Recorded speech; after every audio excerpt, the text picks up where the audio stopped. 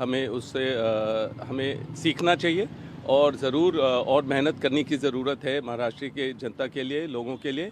और जो भी उन्होंने जिसको भी वोट दिया है हमें उसको समझना चाहिए और एक्सेप्ट करना चाहिए और उनके साथ कंधे से कंधे मिलाकर महाराष्ट्र की प्रगति के लिए आगे बढ़ना चाहिए। झारखंड के लिए क्या कहेंगे? तो झारखंड मैं बहुत खुश हूँ, वहाँ के जनता को भी मैं ज़रूर मुबारकबाद देता हूँ, धन्यवाद देता हूँ और ज़रूर एक स्ट्रॉन्ग गवर्नमेंट होनी चाहिए। और मैं यही उम्मीद करता हूँ कि बीजेपी वहाँ के लोगों को तंग ना करे, वहाँ के गवर्नमेंट को तंग ना करे। वहाँ जो दुरुपयोग होता है, जो ईडी और अलग अलग एजेंसियों का, उसका इस्तेमाल ना हो कि जो भी उम्मीदवार होगा सीएम और उनके परिवार को परेशान ना किया जाए। जो जनता ने जिसको चाहा है, जिसके लिए वोट दिए, उनको वो सरकार 5 साल तक चलने दीजिए। रॉबर्ट वाड्रा काफी ज्यादा खुश नजर आ रहे हैं। फूलों की माला उन्हें भी पहनाई गई है, फूल उन पर भी बरसाए गए हैं। पत्नी प्रियंका गांधी वाड्रा के जीतने की बड़ी खुशी भी है, लेकिन साथ ही साथ प्रियंका जी चूंकि कांग्रेस से हमारे साथ जुड़ी है, महाराष्ट्र में वो कमाल नहीं हो पाया, लेकिन प्रियंका गांधी वाड्रा जीत गई, उसके लिए आपको बधाई। आपका रिएक्शन भी होगा, उसके बाद सुरेंद्र जी अपनी बात पूरी करेंगे। लेकिन हाँ राजीव, हम पिछले कई साल से ये सवाल पूछते रहे कि भाई प्रियंका गांधी कब सही मायनों में राजनीति में उतरेंगी, तो पहली बार उतरी भी और जीत भी गई। और आपका अनुमान भी बिल्कुल ठीक रहा, आपने सुबह ही कह दिया था कि वायनाड से प्रियंका गांधी जीतेंगी, अनुमान है। और ये न्यूट्रल था पूरी तरीके से, क्योंकि मुझे लग रहा था राहुल गांधी ने जो जमीन वायनाड में तैयार कर दी है उस जमीन को पाट पाना मुश्किल है। प्रियंका जी जवाब दीजिए।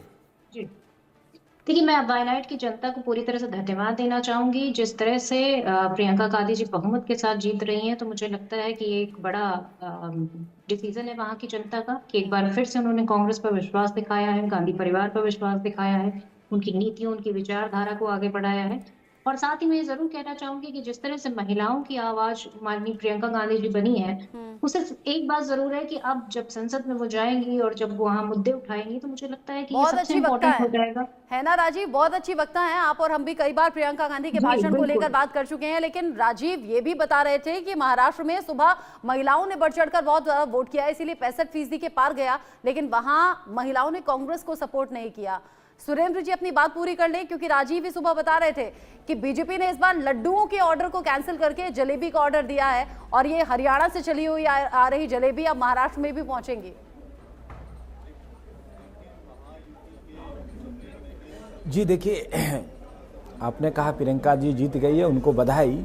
लेकिन आपको याद होगा कि उत्तर प्रदेश में उन्होंने नारा दिया था कि मैं लड़की हूँ, लड़ सकती हूँ, और उत्तर प्रदेश के मैदान छोड़ के चले गए। आपको देखने को मिलेगा जब वहाँ से वो जीत के आएंगे तो वो वहाँ नहीं जाएंगे, वहाँ की जनता के लिए काम नहीं करेंगे। ये लोग सिर्फ सत्ता पाने के लिए काम कर रहे हैं, सिर्फ सत्ता मिल जाएगा और सत्ता में बने रहेंगे, लेकिन जनता की आवाज नहीं उठाएंगे। आज छोड़ दीजिए आज महाराष्ट्र की जहाँ तक बात है, महाराष्ट्र में जिस आज प्रकार काउंटिंग डे, आज इन बातों को छोड़ दीजिए। आज जीत की खुशी मनाइए और विरोधियों जो जहां जीते हैं उनको बधाई दीजिए, उनको भी जीत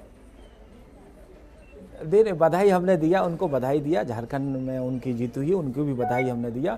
लेकिन देखिए, जो महाराष्ट्र में जिस प्रकार से हमारी डबल इंजन की सरकार ने जमीनी स्तर पर जो हमारी योजनाएं थी, उन योजनाओं को हम लोगों ने जमीनी स्तर तक पहुंचाने का काम किया। वहां पर लाडी योजना, चाहे किसान की बात हो, तमाम ऐसे योजनाएं थी जिनको हम लोगों ने सही जगह पे और सही तरीका से जमीनी स्तर तक पहुंचाने का चलिए, मैं वरिष्ठ पत्रकार हिमांशु भट्ट जी को को भी चर्चा में ले आना चाहता हूं। आपकी बात सुन ली हिमांशु जी, मुझे एक चीज समझनी है आपसे।